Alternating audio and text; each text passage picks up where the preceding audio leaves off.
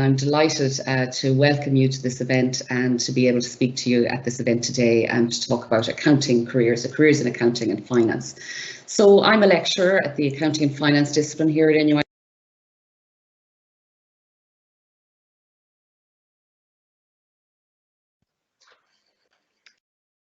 Sorry, Mary, you're muted again there, Mary. Not sure.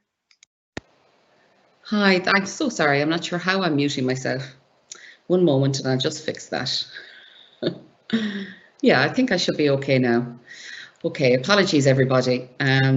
So what can go wrong will go wrong, but that's okay. So to give you a background, I'm a member of the Accounting and Finance discipline here at NUI Galway. We're a group of 14 academics at the moment, and we teach accounting and finance to a range of undergraduate and postgraduate students across the university. We're all professionally qualified accountants, which means we've all worked in industry or practice. We are members of professional accounting bodies, and so we have industry experience, which we bring into our teaching. We're also a research active community, so we undertake accounting research and we publish in top ranking academic journals. So I suppose as a community, we're experienced and we're enthusiastic about our subject area, and we bring that across through our teaching within our programmes. Just to give you an idea of programmes that we contribute to at undergraduate level, we contribute to our Bachelor of Commerce programmes, which will obviously include our Bachelor of Commerce Global Experience and with our languages French, German, Spanish and Gaeilge. We also teach on our Bachelor of Commerce Accounting programme, which is a more niche and specialist programme in accounting, our Bachelor of Science and Business Information Systems, Financial Maths and Economics, Project and Construction Management, and then Bachelors of Law and Business, Law and Taxation, and Bachelor of Science in Biotechnology. Now, we also teach into postgraduate programs, those that we manage ourselves, which would be the Masters of Accounting, Masters of International Accounting and Analytics and Corporate Finance. And then we also contribute to other more generic programs in business, like the Higher Diploma in Business, in Financial Analysis, our MBA, Masters of Business Administration, and then MSc in Biotechnology, Biomedical Science, Regenerative Medicine, Cellular Manufacturing and Therapy, and Literature and Publishing. And I suppose while you would expect that we would contribute to primarily accounting and business programs, you mightn't expect to see biotechnology and cellular manufacturing up there, or literature and publishing. But I suppose the reason, and these are just the programs that I have taught into, we probably have more that I should put on the screen, like engineering. But the reason that we contribute to these programs is that accounting is the language of business.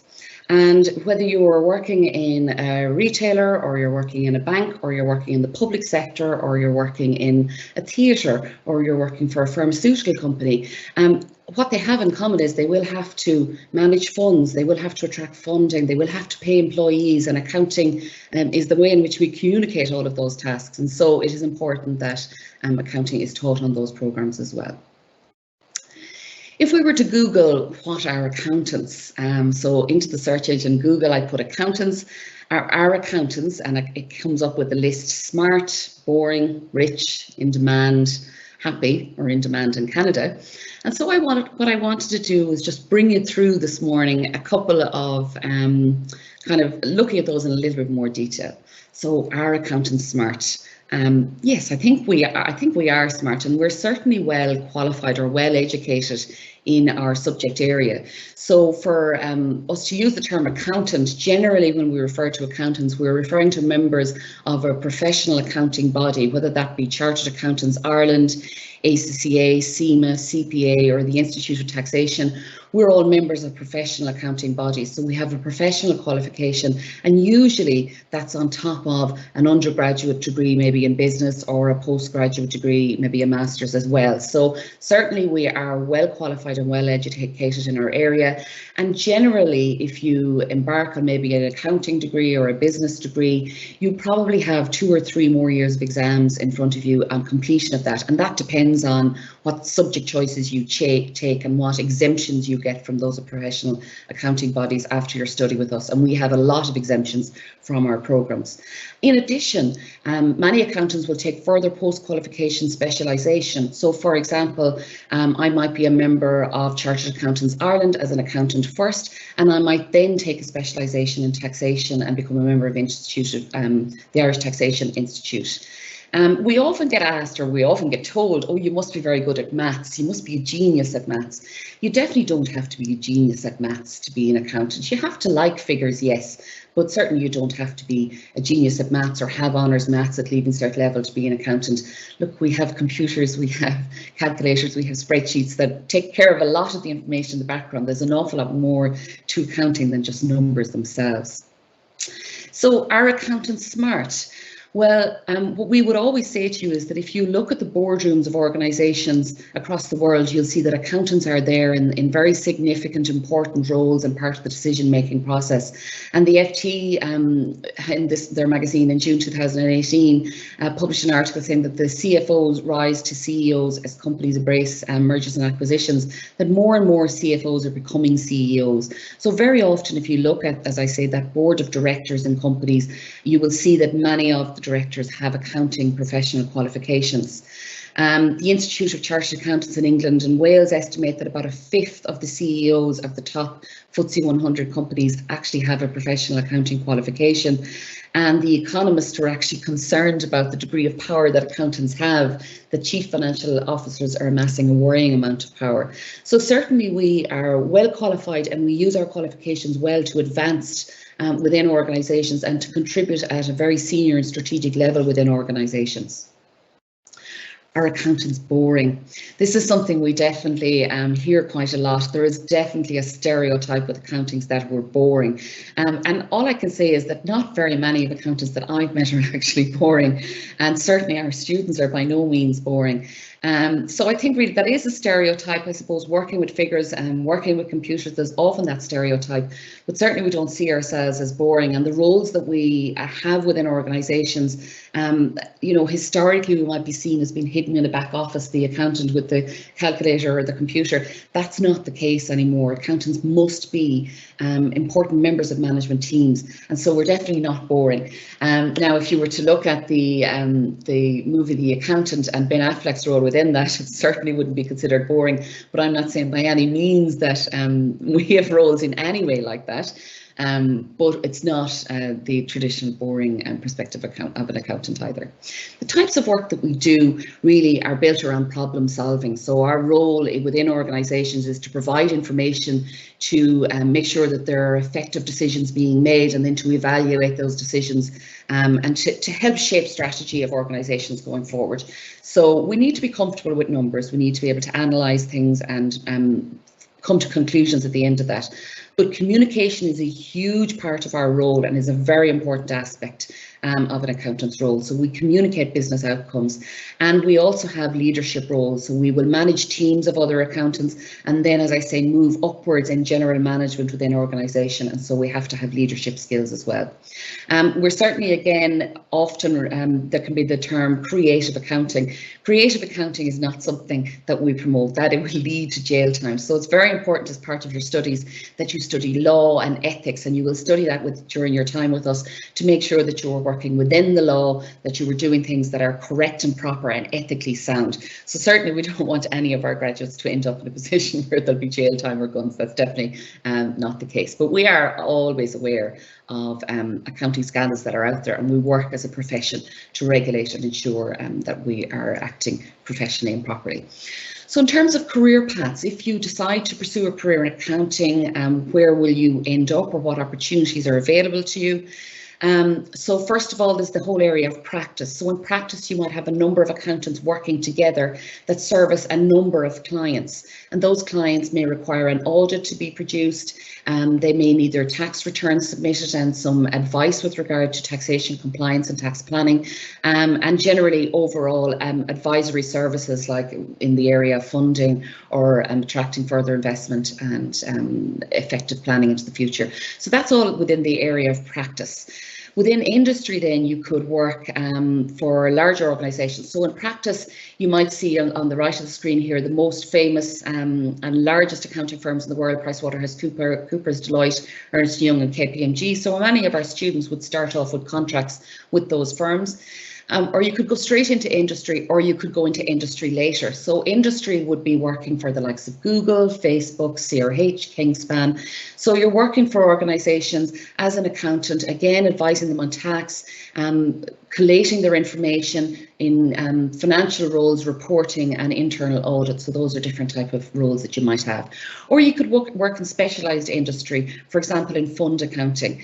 So there you're managing shares and working in more of a finance role and reporting on the operation of those funds. So this list of employers here are simply just the list that I took from my own LinkedIn network of where I know my students have gone to work in the last number of years, and there are obviously many, many more.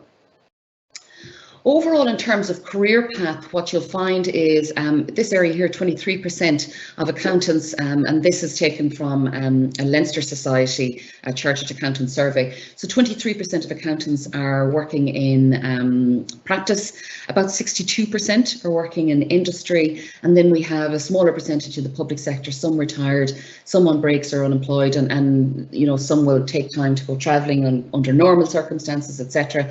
But the vast majority will work in industry. So you might start off in practice and train in practice and move into industry, or you could start off in industry straight away. But they're basically any organisation that deals with money, whether that's public sector, private sector, charity organisations, will have to have someone to look after that money and advise them on it, and therefore accountants will have a role. In terms of what we teach at NUI Galway, we teach core areas of accounting and finance, so financial reporting, so that's financial accounting as you know it, which is producing your statement of profit and loss and your balance sheet and all that goes with that. We teach that as a compulsory subject to all first years on our business programmes, and then thereafter you can choose to specialise more in it and take further optional subjects. Management accounting is taught, again, across all years in our programmes as optional, but first year and second year are compulsory for the majority of our business programmes. Business finance is taught as compulsory in second year on our business programmes, and again optional for final year. Taxation, we wait until you're in third year if you want to specialise in taxation to teach taxation, and all of our accounting and finance students are advised to take business law options, because we need to work within the law and have an understanding of the law as accountants. We often get asked, do you need to have studied accounting at Leaving Cert? And what I would say is generally no. For most of our offerings, for the Bachelor of Commerce and all the variants of that, global experience, languages, no, you don't need to. Not for business information systems or the business and law programme. So generally we start out with a first year group, and I normally teach that first year group, and we would have about 60% of the class who haven't taken Leaving Cert accounting and about 40% who have. So we start at the very beginning so that you're not disadvantaged if you haven't taken it. However, for the Bachelor of Commerce accounting programme, this is a specialist niche programme where students have taken Leaving Cert accounting and want to specialise in accounting straight away. So that's for the students who know they want to pursue an accounting career and don't want to kind of wait for everyone else to catch up with them. So for those students for that programme, you do have to take a Leaving Cert accounting and achieved at higher level a minimum C1 grade. Okay, and that's the only programme that we require that you must have accounting for.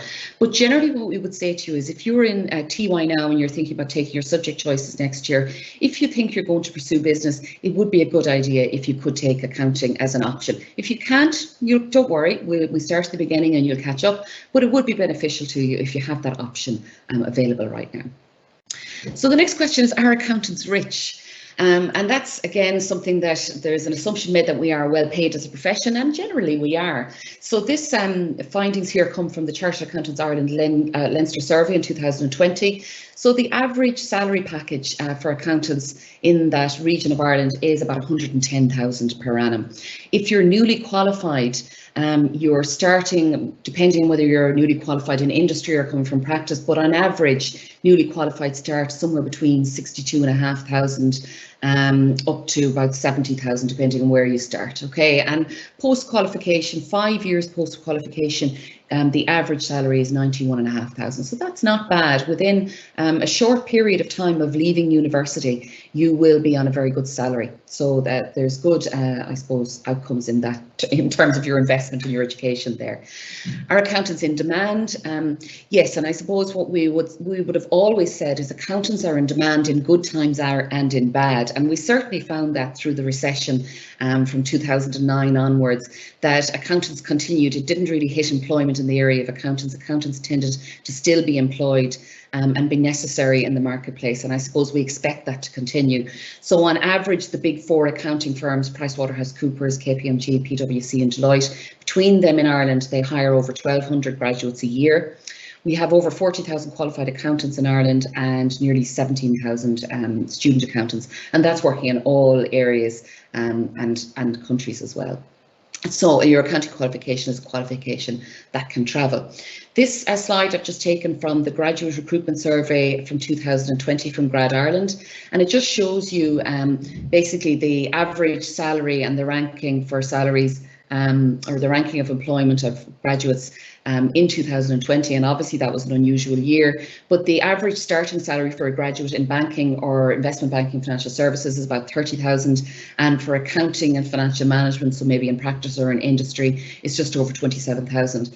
But if you look at the overall graduate recruitment in 2020 from accounting, banking and financial services, it accounts for about 36% of all graduate recruitment, and generally we're in around that area. I have seen that up as high as 40%, probably when we were in the depths of recession, where other areas fell off, accounting held stronger, but it's always around there or thereabouts in the late 30s, early 40s of percentage. So significant area of recruitment really.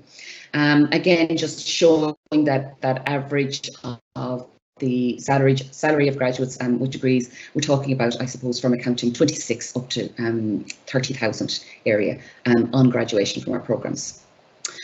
Are accountants happy? Now that's what the more difficult one to answer. How is anybody determined to be happy? I suppose one of the things we look at salary, yes. We also look at hours worked. So this again is coming from the survey from accountants in 2020. So you can see working less than 30 hours or between 31 and 35 hours is a very low percentage, just 8% in those brackets. 40% say they're working between 36 and 40 hours. A quarter are working between 41 and 45 hours per week. And another quarter are working more than 46 hours per week. So what we would say is it is a hard-working sector, and you do tend to put the hours in. Now that can vary depending on the time of the year or the time of the month. So if you're working in practice, it might be very busy around tax season, and then it might be quieter during the summer months. And this with audit, it might be very busy around January, February, around the year-end dates as they conduct audit, and comes quieter later in the year. If you're working in industry, it might be very busy for a couple of days at the end of the month when you work longer hours, and for the rest of the month it's fine. So there is a variation in the hours that you work depending on the task that's been undertaken. So are accountants happy? Well, there's certainly good career prospects, and I think that's always important, that you're entering into something that you think there's going to be something for you there at the end. So yes, they're happy in that certain sense. It's a very gender balanced profession. So in terms of students taking business programs, it's usually about 50% male, female. In terms of employment, that also follows through. So it's very gender balanced. Different industries, there's lots of opportunity to work in different industries. So accountants are required, as I've said, everywhere, and generally it's a well-paid profession. In terms of the things that make us unhappy, yeah, that it is hard work and it is long hours, and depending on where you work, what sector you're in, whether you're working for yourself or working for someone else, it certainly can be long hours, and that's not for everybody. So that's something that you probably need to consider as well, and talk to other accountants about it. We also obviously teach finance, so we have the finance stream within our Bachelor of Commerce programme, which you can choose to follow. If you're following finance, what distinguishes finance from accounting? Well, with finance, it's all about the funding of an organisation. So you're going to work in the area of banking or in corporate finance, where you're raising debt or equity for an organisation that maybe wants to grow and expand. You might be dealing with the whole area of treasury, where you're managing money, where you're managing currencies. It could be portfolio management, where you're investing in shares and bonds on behalf of your clients. You could be working in the insurance sector, where you're dealing with risk, or you're working in the public sector. You might be working for the Revenue Commissioners or the Department of Finance. So those are all areas that lead into finance. So finance really is all about funding for organisations and managing funds into the future. In terms of what we teach in finance, we'll teach business finance, which is all about looking at the time value of money, making decisions now and looking at their impact into the future and planning for the future. And that's a core subject area that students will study in accounting as well, but you'll study it in more detail in the finance streams. You'll obviously discuss or study banking law and taxation, because they'll have implications on the decisions that you take.